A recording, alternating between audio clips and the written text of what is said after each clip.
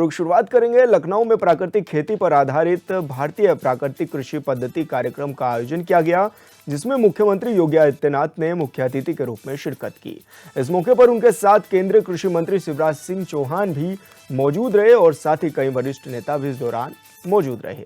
कार्यक्रम को संबोधित करते हुए सीएम योगी ने कहा कि आज की आवश्यकता उत्पादन भी बढ़ाना है, साथ ही जो व्यक्ति इसका उपयोग करे इसके लिए ये लाभदायक भी हो, ऐसा हमें प्रयास करना चाहिए। इस दिशा में उत्तर प्रदेश सरकार ने कार्य भी शुरू किया है। सीएम ने आगे कहा कि कृषि के अच्छे नतीजे सामने अब आने लगे हैं। किसानों ने इस दिशा में कदम बढ़ाया है, जिसके चलते प्राकृतिक खेती के अच्छे नतीजे अब सामने आ रहे हैं। पौधे के माध्यम से उत्तर प्रदेश के अंदर हम लोग निराश्रित गो आश्रय स्थल संचालित करते हैं। लगभग हमारे पास 12 लाख से अधिक गोवंश निराश्रित गो आश्रय स्थलों में है, जिनमें से 11 लाख का व्यवस्था प्रदेश सरकार संचालित करती है। 1 लाख गोवंश किसानों को हम लोगों ने मुख्यमंत्री सहभागिता योजना के अंदर दे रखा है, जिसमें एक किसान को केवल हम 4 गोवंश तक ही अनुमन्य करते हैं। हर महीने उसका वेरिफिकेशन होता है, गाय सुरक्षित है, हृष्ट-पुष्ट है कि नहीं है। अगर है और सुरक्षित है तो हम उसे प्रति गाय हर महीने 1500 रुपये उस किसान को परिवार को उपलब्ध करवाते हैं। 4 गाय पर 6000 रुपये महीने हर महीने उसको उपलब्ध होते हैं। और तीसरी योजना है कुपोषित धात्री या बच्चे के लिए। उस परिवार को इस निराश्रित गो आश्रय स्थल से ब्याही हुई गाय हम उपलब्ध करवाते हैं। और ब्याही हुई गाय उपलब्ध करवाने के बाद उस गाय से हम लोग वहां पर उस गाय को देने के साथ साथ उस परिवार को एक प्रति माह 1500 रुपया भी हम उस परिवार को उपलब्ध करवाते हैं। इस व्यवस्था को ले जाने के बाद जब हम लोग देखते हैं तो काफी अच्छे पैमाने पर जिन लोगों ने इस पे काम करना प्रारंभ किया, उसके अच्छे उदाहरण में सामने आए। लेकिन हमारा अमरोहा में एक निराश्रित गो आश्रय स्थल था। अचानक वहां पर 12-14 गाय मर गई। हमने लखनऊ से टीम भेजी, IVI बरेली की टीम भी हमने वहां भेजी, अन्य विशेषज्ञों को भी मैंने भेजा।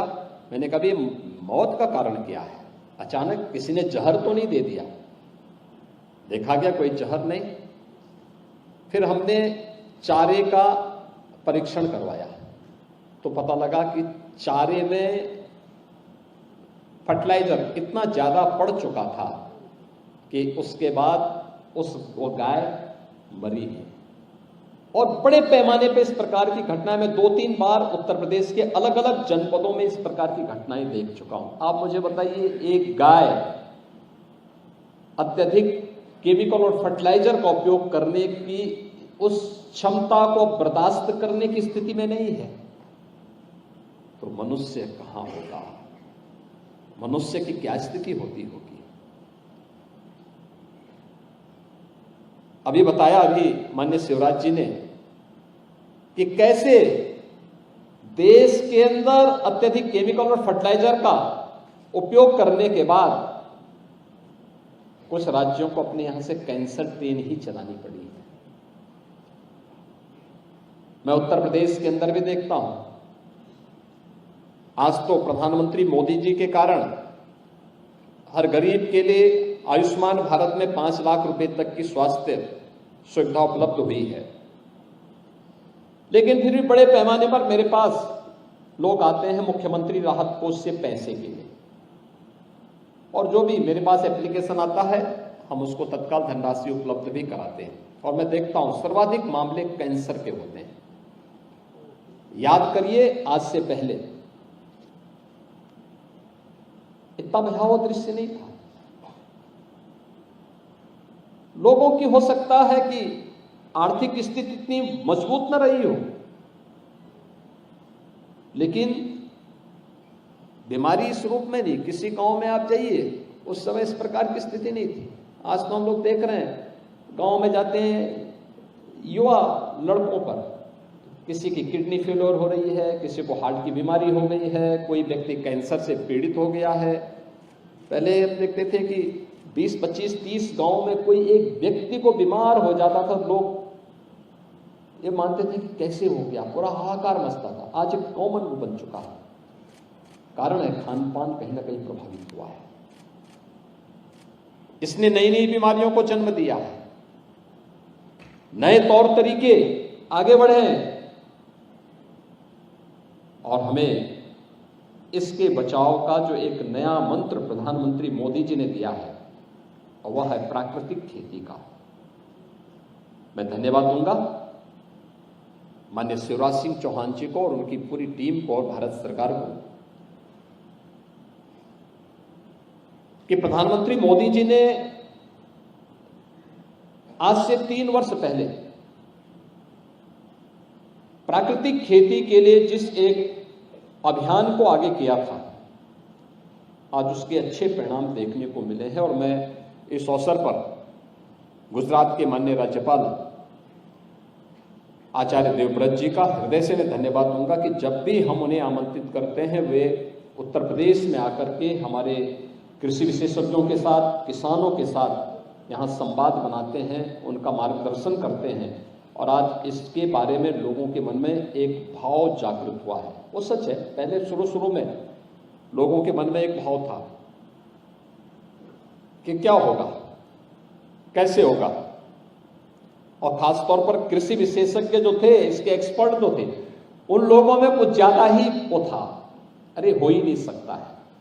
लेकिन आज जब वह उसके डेमोन्स्ट्रेशन को देखते हैं और इसमें जो बताया गया कि हमें बीज से लेके बाजार तक इसके प्राकृतिक स्वरूप को बनाए रखना होगा और उत्तर प्रदेश जैसे राज्य में इसकी व्यापक संभावनाएं हैं।